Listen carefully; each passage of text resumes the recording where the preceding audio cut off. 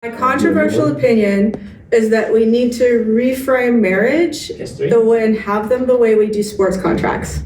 So you sign on for like a 5-year contract, and at the end of 5 years, you know you're going to have to either re-up or move to a different team. So.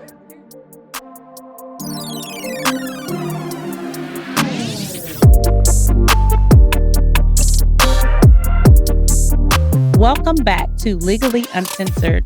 I'm your host, Attorney Demetria Graves, and today we're talking about one of the most critical but often overlooked topics in divorce: protecting your finances, understanding tax implications, and making smart decisions with your assets. Because when it comes to divorce, staying uninformed can cost you more than money. It can cost you your future. Our guests today are the owners of Cover Your Assets, a firm focused on helping people make smart financial decisions during divorce. At the center of this work, Cover Your Assets uses their experience as a member of the Divorce Club and to help people feel supported and confident through their divorce. The goal is simple: help people avoid expensive mistakes, understand their options, and protect their financial future. Whether it's dividing assets, protecting your retirement, or trying to keep the house, Cover Your Assets provide an approach that is both practical and easy to follow. At the end of the day, their mission is about empowerment, giving people the knowledge and tools they need to move forward with confidence. Welcome to Legally Uncensored. So thank you again for being here. We are so excited. Tell us, what is Cover Your Assets? We are a firm of certified divorce financial analysts, and we help our clients with the financial side of divorce proceedings. I would say we also help with the emotional part that's associated with the financial part of divorce proceedings. Or we help separate it, I guess, right? Because that's our goal. Yeah. So divorce is really a business transaction. We are part of the Divorce Club, and we know that in the middle of the divorce, people tend to forget that. I'm happy that's coming from you, because I try to tell people that as well. Yeah. And they think I'm being insensitive, but I'm not. But at the end of the day, it is business. And the faster we can get through the business, the faster you can get divorced. Yeah. And that's fascinating. You say that you help people deal with the emotions of the finances, where we only talk a lot about the emotions of just the divorce. Mm-hmm. So there is a lot of emotion when it comes to dividing houses and retirement accounts and everything money. So I love, as an attorney, that it is a company that actually does this. Yeah. How fast do you get involved? Do you do like the financial disclosures? Where do you get involved? It depends. We've had clients reach out to us before they've even hired representation, legal representation. Or even told their spouse. Or even told their spouse, because they kind of want to get an idea before they decide to embark on divorce, right? And sometimes we get called in at the end when somebody is just so tied up in the fear of making a lifelong decision without full understanding of the implications. Right. And we can educate them so that we can get them over that finish line. Okay. So I won't say all women, but what do a lot of women do that put them behind the 8 ball that men don't do? I think they focus on their emotions. They focus on the kids. I think a lot of times they don't focus on themselves, right? The self-care. Right. So self-care is also financial. Right. And I think as moms and just as women, I think we're very giving, generally giving people. Maybe not everyone, but yes. Yeah. A lot of the times too, this woman is still trying to take care of the man through the divorce. Right. Even putting herself that habitually, right? It's just a habit. The 8 ball on that one. Right. Mm-hmm. Yeah. And it's nice when they care for each other and they're trying to make sure that each other is okay. But at some point you have to just be like, look, that's not your problem or your concern anymore. You need to get yourself through this. You are number one now, whether you like it or not. Right. And you need to take care of your own household. What are women doing during the marriage that they shouldn't be doing financially? Closing their eyes. Oh. Head in the sand. Head in the Right. sand. You take care of it. I'll take care of the home and everything else. And That was me during my marriage. Really? Yeah. Yeah. I didn't think it would be interesting. I trusted him to handle everything. And I felt like I was so busy with everything else as a mom and as a stay-at-home mom. Mm-hmm. And so. Did you ever look at the bank statements or the credit card information? Did you have access to credit cards? I did. And he kept asking me if I would join him in meetings so he could educate me on things, or he would say, here's our tax return, you should look it over. And I just didn't. How did that hinder you in the divorce process? So my divorce was a great one and a terrible one. It was great that we prioritized the kid to make sure that he was cared for. But I kind of shut down and I kept my eyes closed and I just said, okay, because it was what got me out. We were divorced at 6 months and 1 day. I have paid very much the financial price for it. Right. That's what I was going to ask you. What price did you pay for doing that? It took a long time to get to where I was ready to rebuild as my own functional adult human being again. How can women avoid that? Because that happens a lot. Mm-hmm. It does. Yeah. I think participation, curiosity, just learning, right? Just start paying those bills, asking questions, looking through that tax return. I mean, you love looking at tax returns now. I love a good tax return. She loves reading them for fun. It's a intimidating document, but it's your own tax return. Look at it. And I think that's a good point is if you go into it with curiosity, I think you can find a passion for getting involved in the money because now I find myself empowered by being in control of my money. Yes. That was part of my journey was having to learn about money because now I was divorced and I have something. And whether I wanted my head in the sand before or after, I had to take the hit. So this is very helpful for me, right? Because I'm just like business. Hello. And not realizing there are a lot of people in your shoes that don't know, have never had to know. And it's overwhelming to deal with this on top of children and whatever else you have going on, or you're moving from where you probably lived 15, 20 years. It is a lot. It's so much. But I always like to say, living in the gray is the scary part, the unknown. Yeah, it's easier to not know. Right. But black and white gives you that control back. Right. Even if you find out, okay, it's not the best situation, right. At least you know where you stand and then you can build from there. Right. But that is very scary when you haven't done it 15, 20, 30 years. Yeah. And then you're just hoping like, oh, I hope it'll be okay. Toxic hope. I learned that. Toxic hope. We're going to incorporate that. Yeah. Yeah. But the two best medications against anxiety are knowledge and action. Right. Mm-hmm. Right. And so we help clients get to the knowledge and action part. Right. Yeah, I'd for love us, that. it's really important for our work. We love to educate our clients to empower them. Right. We don't just feed them information. We want them to understand it and to love it. Right. Really, like, oh my gosh, now I know what I'm doing. Right. Einstein said, if you can't explain it simply, you don't understand it yourself. Right. And that's a principle we really embrace. It's Right. not that you don't have the intelligence to understand this. It's that we haven't figured out the right way to explain it to you. Exactly. Mm-hmm. And that's something, again, for me to keep in mind, right? Because I'm throwing out all these legal jargons about what you should and should not know. That's something to keep in mind that some people don't. And if you keep pushing, they might just shut down and not deal with it at all, Mm-hmm. which is more dangerous. Yeah. So I want to talk to you all about some concepts that come up a lot for me. Yeah. And sometimes people get very emotionally tied to different things. So I want to know, what advice would you give? And a lot of people know what I would say. But one, we're talking about women here. We're not discriminating. That's just kind of what our focus is today. But when is a situation when a woman should decide to keep the house? I mean, the easy answer is if they can afford it. Yeah. If they can afford it until they don't want it anymore. Mm-hmm. If they have a game plan for it. Yeah.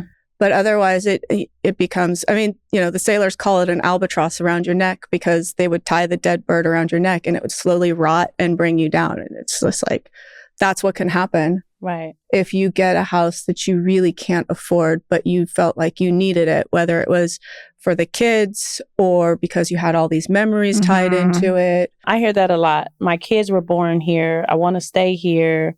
And I have a hard time saying, well, I don't think you're going to be house poor. You can live here, but you won't be able to do anything else. Yeah. People forget how much a house costs beyond just the purchase price. Right. They also forget that kids are extremely resilient. Right. Yes, they need structure, but if you give them that safety that maybe you can give them in a better way and in a different home, they're fine with it. Right. It's also a good lesson for your kids to see that you can start over and that you can build something better. Right. And I think as an adult, if you've learned that lesson as a kid, you'll make more out of your life. Right. You'll be more comfortable letting go of the things that don't serve you anymore. Right. I agree with you.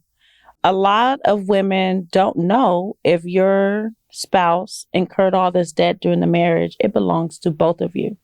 So how do you walk a client through, you're splitting $100,000 in debt?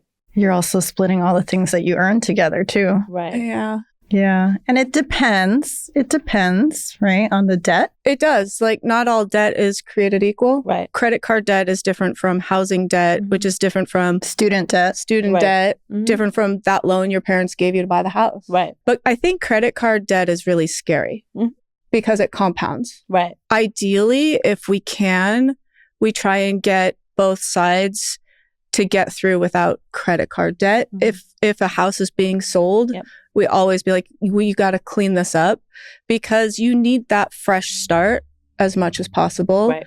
Because you are going to rebuild something and hopefully it's going to be something powerful and beautiful and something you're really proud of. Right. But yeah, it is a hard pill to swallow. It is. I've had a lot of clients say, I didn't even know we had a credit card. So, Yeah. And then it's challenging to have to explain it happened during your marriage. So unfortunately, unless they agree to take it, you're on the hook for that. Yeah. And it goes back to our kind of theme here of knowledge and knowing what's happening. So it's not a big shock to you when this happens. Yeah. Participation in the finances, I think, is really key. Right. It's so important. Yeah. And I think we need to be drilling it into our daughters. Yeah. So I don't know if you all have been following that story in Maui where a man has been accused. He has not been convicted of trying to kill his wife. I saw that headline today. Yeah. And so that made me want to ask you all, what do you say about, because a life insurance policy is clearly involved. Should one stay on the life insurance policy or get their own? Post-divorce? Or so a lot of people have them while they're married. Yep. So do we keep these? A lot of people say for the benefit of the children, or do we terminate those and create our own? If you own the policy, you get to change the beneficiaries at any time. The nice thing is if you have spousal support or child support coming in, then you would like them to keep that policy because that can cover you, because that all ends if that person dies. That person dies, exactly. But you also want to make sure that you've got something in place if they own it, that they've kept you as the beneficiary and that they're continuing to pay the premium so it's in force. Right. Yeah. I think a lot of people worry about being offed if they're in policies, but I agree with you because California does have a law that says somebody can maintain a policy for a spouse's benefit, especially if it's a long-term marriage and those sorts of things. But it is definitely something to consider because to your point, if there's a spousal support order, they get hit by a car tomorrow, that's done. I think it also has to be within reason, right? Right. It can't be a $5 million policy to cover $500 a month of child support. Right. Then it looks kind of weird.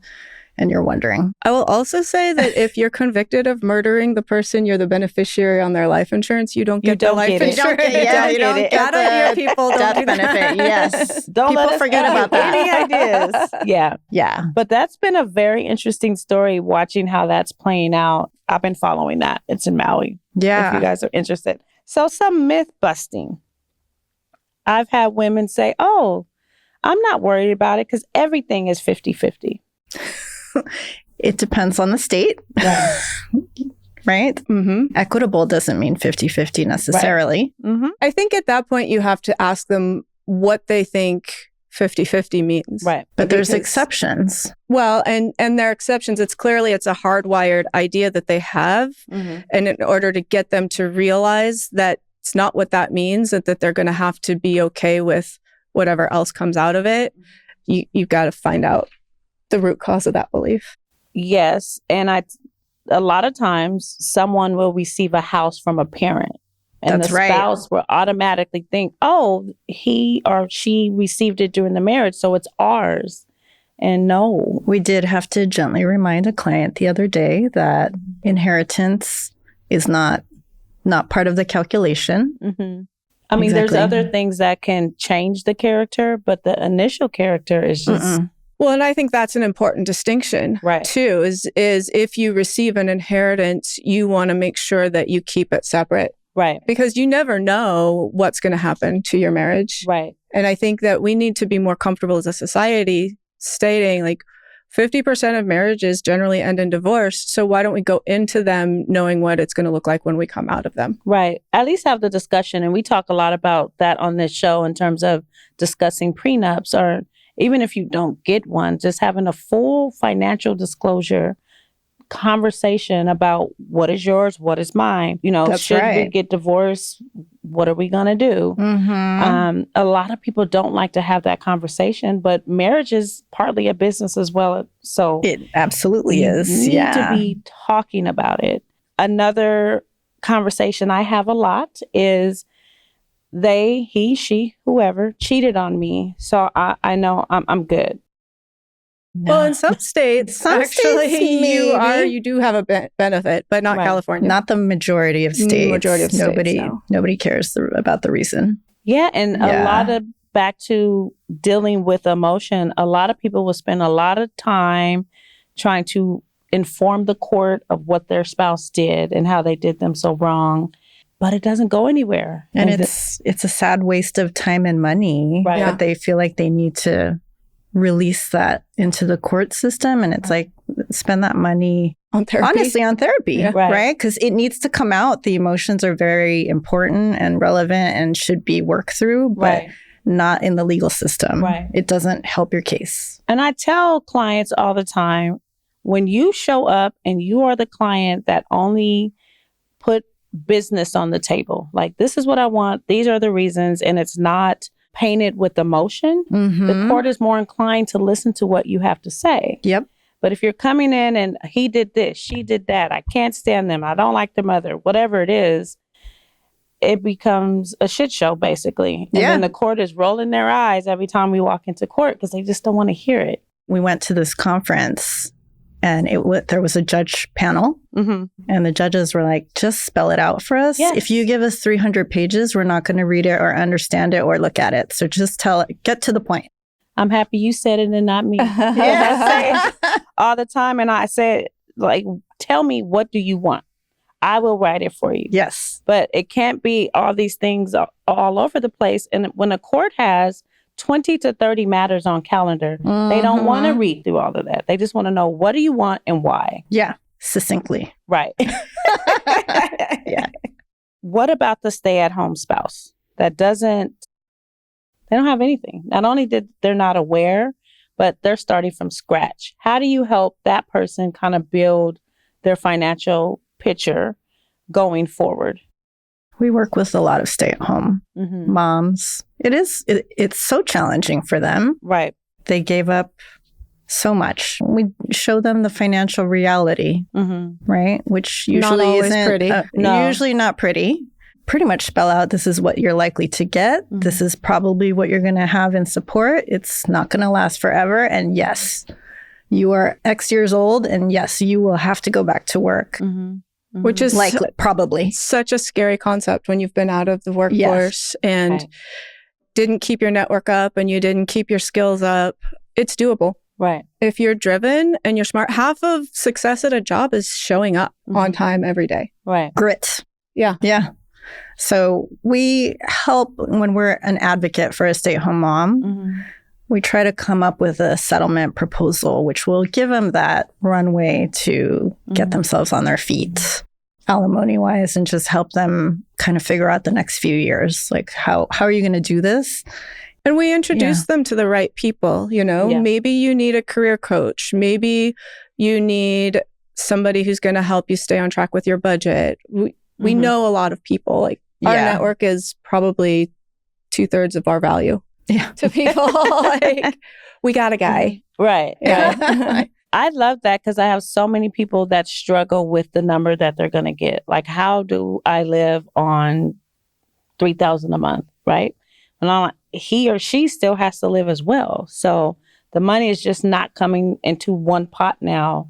Everybody has to take from the pot. I think we have found that with our clients too. It's like, this is not winning the lottery. Right. You are not going to keep your same standard of living. You're just not for a bit. Right. Yeah. I would say, though, if you're afraid that you don't have enough money, you're a little bit ahead of the game, because sometimes we get people who are like, oh my gosh, I'm getting this much money in cash. And we're like, that's not nearly as much money as you think it is. Yeah, that's not going to last you. Right. So, yeah. But I mean, we do help with post-divorce as well, because again, you can walk them through the divorce, get them their settlement, and then what do they do after that? Right. Yeah. We do support with, let's make sure the agreement is actually implemented properly. Right. Like, everybody's accounts are split. The right tax lots of accounts are split, so you're not, subjecting yourself to extra taxes, those kinds of things. Another big issue that I'm seeing more and more there are some women that are killing it financially, but they do not want to pay spousal support. And they're like, why is he asking me for support?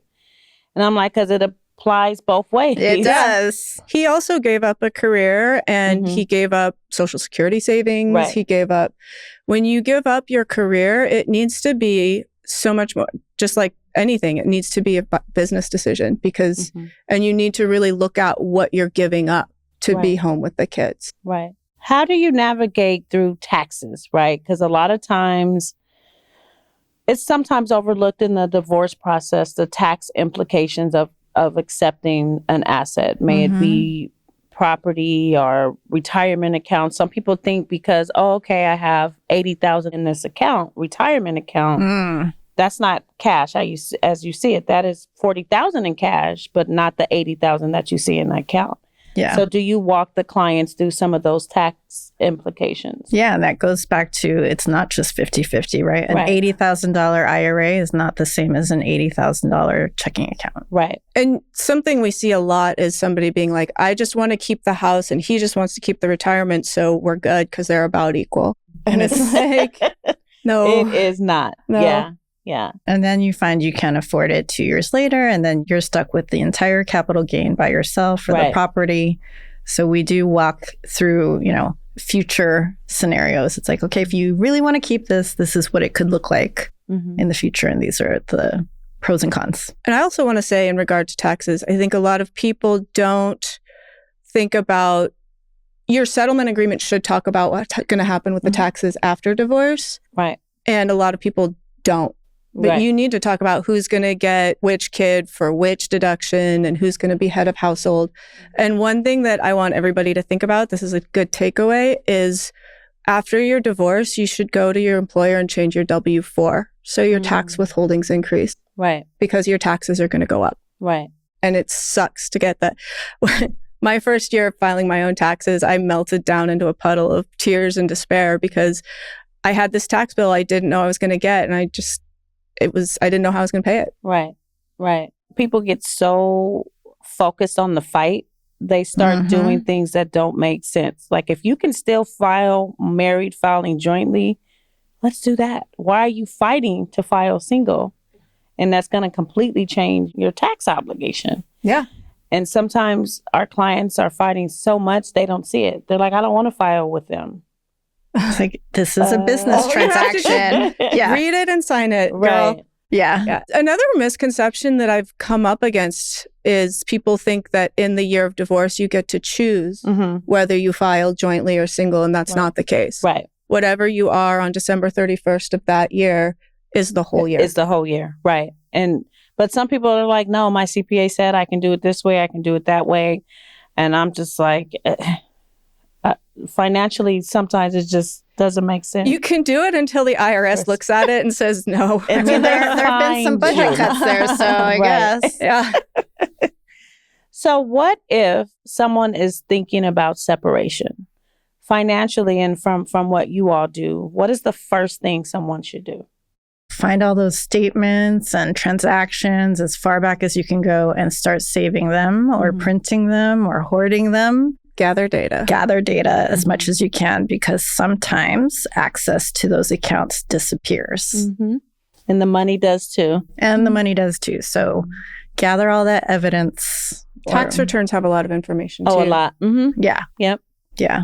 I would say that. So that's what a lot of our clients do. They reach out to us and do all that stuff before they say a thing because they just have a feeling. And what do you do if I've had situations where money is transferred to mom or uncle or others? I would just say if that gets found out, the courts are not going to look favorably on it. At all. Yeah. It's just not a good idea. Once you've decided to divorce, it's a business decision and things come out. Right. Especially in the age of digital everything. Right. It's getting harder and harder to hide there's things. a trail. Yeah. And there's always a trail somewhere. I just try to prepare the clients if that does happen, right? So in this period of time, if there is no money, what is your next step? So before you even file with me and you know that's going to upset that person, what is our plan? And a lot of people look at me like this, like, I don't know. Like, I don't know. What is my plan? What do I do? And you have to have a financial plan. Yes, you maybe want out. It's over. I get it. But you still have to live. Just like with any other thing that you're planning for a big financial purchase, I guess a divorce is a financial investment and you're going to have to save up for it and you're going to have to prepare for it.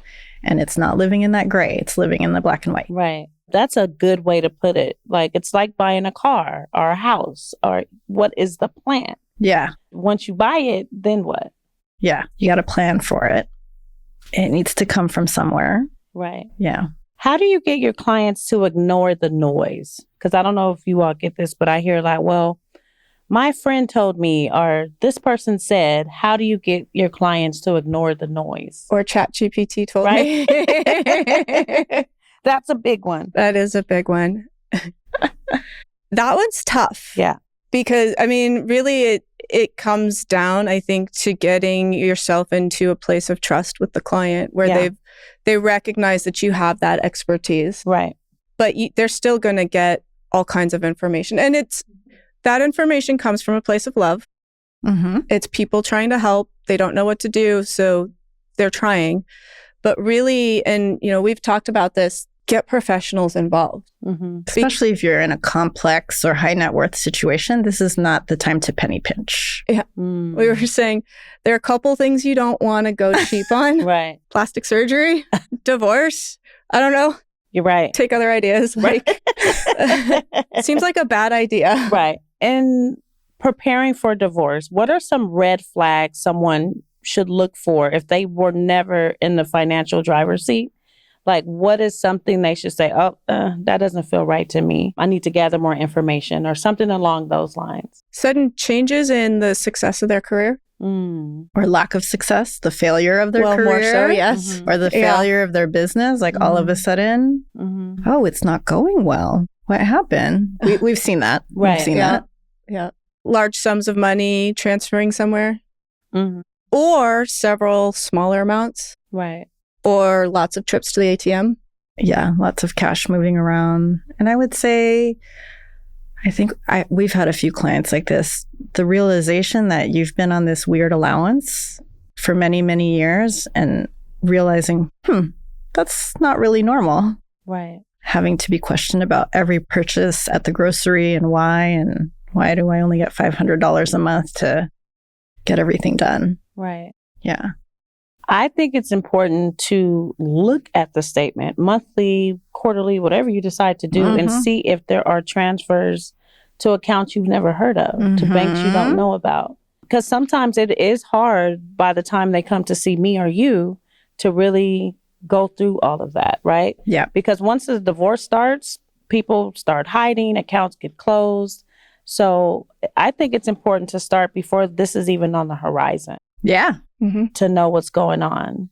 That's when they're downloading all those things before Right. they've told their spouse. Start looking for patterns. Right.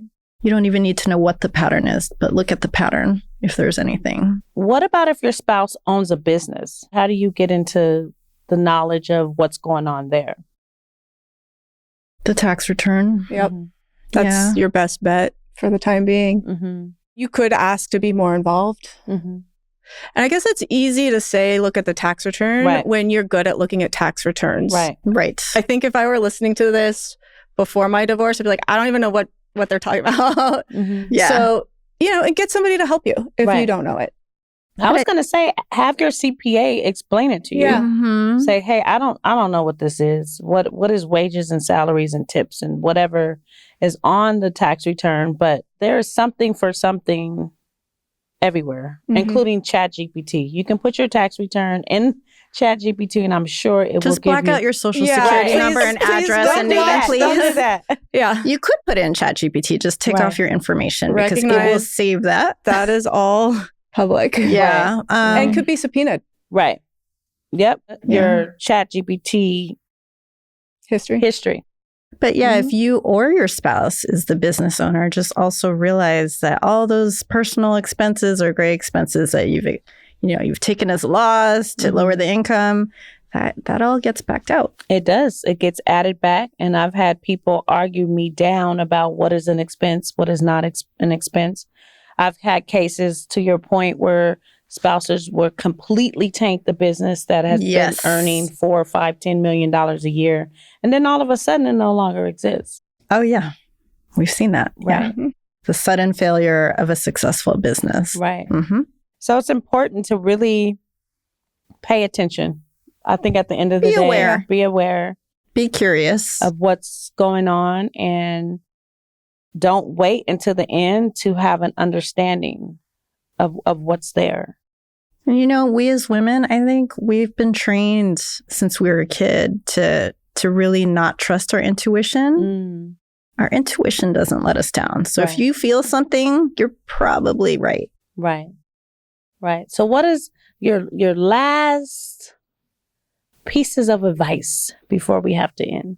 Knowledge is power. You don't need to be a financial expert to dive in. Just do it. Don't be overwhelmed. One page at a time. Mm-hmm. It's okay. Yeah. Baby steps. There's no reason to rush through a divorce. Yep. Mm-hmm. So if someone's trying to rush you, slow down. There's a reason they're rushing you. Yeah. Right. Yeah. And just know you're going to be okay. It's so much better on the other side. So much better. And there's help. There's help for you. Yeah. You don't have to do it alone. You can get a team to help you. There are so many different divorce professionals for whatever your problem is. Yeah. Everything. There is everything. And us as divorce lawyers, we love that, right? That you have to invest in yourself and your journey, right? Us divorce lawyers cannot do it all. So I think it's wonderful that you do have the service, that you do help women navigate something they probably never had to learn or do in all of their life. So, And that's another That's thing awesome. we really try to explain to the client too. What's the role of the lawyer? What's the role of the CDFA? Why are there all these people? It's like, no, we like to work together because they went to school for law and we went to school for numbers. Right. And together we make a great team right. representing you. Well, I love that. How can women find you in your business? They can find us on our website. So www.coveryourassetsdivorce.com. We also have a podcast as well. And I think you're going to be joining us. Yay! As a guest, also called Cover Your Assets. So you can find us anywhere you listen to podcasts. Sometimes we're in the grocery store. On the street. And we do work nationwide, although I'm in Southern California and I'm in Northern Catherine's California. in Northern Okay. California. But you work everywhere. Yep. We do. Okay. We do. The Okay. magic of Zoom. Right. Yeah. Right. Well, I am so honored that you joined us today. And thank you for taking the time to come and speak to Thanks for Legally having Uncensored. us. Of course. This was fun. Of Yeah. course. Of course. Thank you both for breaking down the complex financial tax and asset issues that too often get overlooked in divorce. To our listeners, remember, knowledge is power. Protect yourself, plan ahead, and don't let emotion guide your financial decisions. This has been Legally Uncensored with Demetria Graves. Stay informed, stay empowered, and keep navigating the messy middle with clarity. Thank you again for listening to Legally Uncensored. My controversial opinion is that we need to reframe marriage and have them the way we do sports contracts. So you sign on for like a 5-year contract, and at the end of 5 years, you know you're going to have to either re-up or move to a different team. So here's the thing. You're not going to let yourself go. Right. You're going to want to stay relevant. That last year of the 5-year contract, you're going to try really hard to make things awesome. Right. So that's my hot take. My mom said that before. She was like, it should be in increments. We shouldn't have to just sign on forever. Yeah. So what's your opinion? What do you think of that? I think that's really interesting. I think it keeps you on your toes. And you know what? I don't know. I also feel like marriage isn't forever anymore. It's a long time. You're hoping for a long time. Right. But I can't say it's until forever. the next person comes along, whichever one it is. Yeah. Why did we do this death do us part thing? It's stupid. Yeah. I mean, Maybe that needs to work. be changed too. Yeah. Maybe it's not the death do us part. Marriage is work, and you got to put the work in. And if you don't, then Bye-bye. yeah. That's it.